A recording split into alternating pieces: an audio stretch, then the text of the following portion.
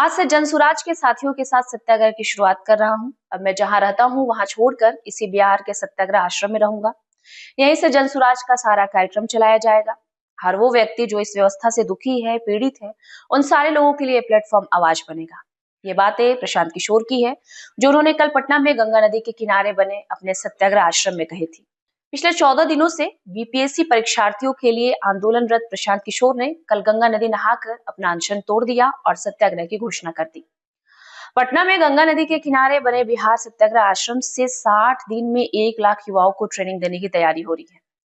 Live Bihar की इस report में हम आज आपको बताएंगे कि आखिर 2 एकड़ में जर्मन हैगन से बने पीके के इस मॉडर्न आश्रम में किस प्रकार की ट्रेनिंग दी जाएगी, ये कितने दिनों की होगी, इसका मॉड्यूल क्या होगा, इसे कौन देगा, या फिर ट्रेनिंग के बाद ये ट्रेंड युवा क्या करेंगे, और इसको लेकर प्रशांत किशोर की नीति और मकसद क्या है। सबसे पहला सवाल कि आश्रम में किसे ट्रेनिंग दी जाएगी, क्या प्रोग्रेस होगा, या फिर कितने युवाओं को जोड़ने का लक्ष्य है।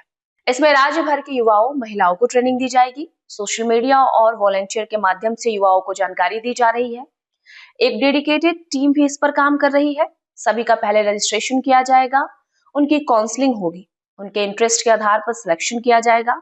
फिलहाल 1 लाख युवाओं को इस ट्रेनिंग से जोड़ने का लक्ष्य रखा गया है।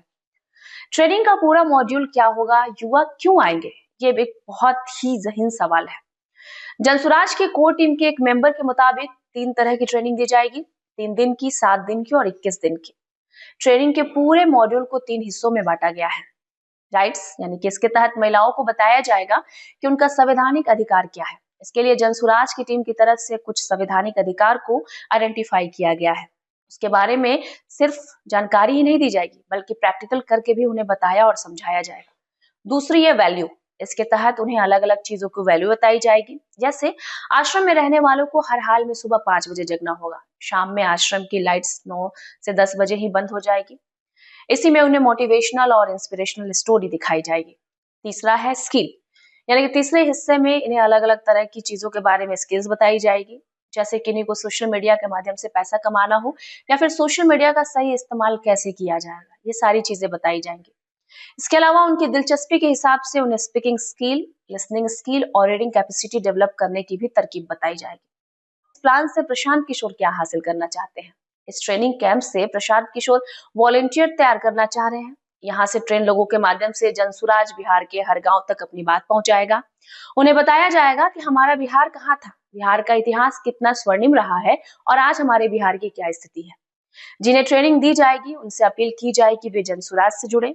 इस ट्रेनिंग के 2 लक्ष्य हैं, पहला बिहार का सामाजिक परिवर्तन और दूसरा बिहार का राजनीतिक परिवर्तन।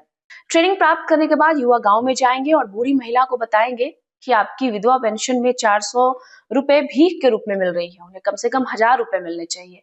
वो जाकर के लड़कों को बताए कि कॉलेज में पढ़ाई नहीं हो रही है, नौकरी नहीं मिल रही है, तुम डंडे खाते हो। यहाँ से ट्रेनिंग पाने वाले युवाओं की पहली खेप 19 जनवरी को निकलने की तैयारी में है। इसके तहत जनसुराज के युवा अध्यक्ष आनंद मिश्रा की अगुवाई में 500 से ज्यादा बाइक रैली निकाली जाएगी। इसका नाम जनसुराज युवा संघर्ष यात्रा दिया गया है। सूत्रों की माने जाए तो इस यात्रा में शामिल होने वाले अभी तक 1429 यानी कि 1429 लोगों ने अपना रजिस्ट्रेशन भी कराया है। तो ये थी प्रशांत किशोर से संबंधित एक अहम खबर जो लाइव बिहार के माध्यम से हम आप तक साझा कर रहे हैं। आगे जो भी अपडेट्स होंगी इस चैनल के माध्यम से हम आपसे करते रहेंगे साझा। आप बने रहिए हमारे साथ। मैं थी आपके साथ सृष्टि।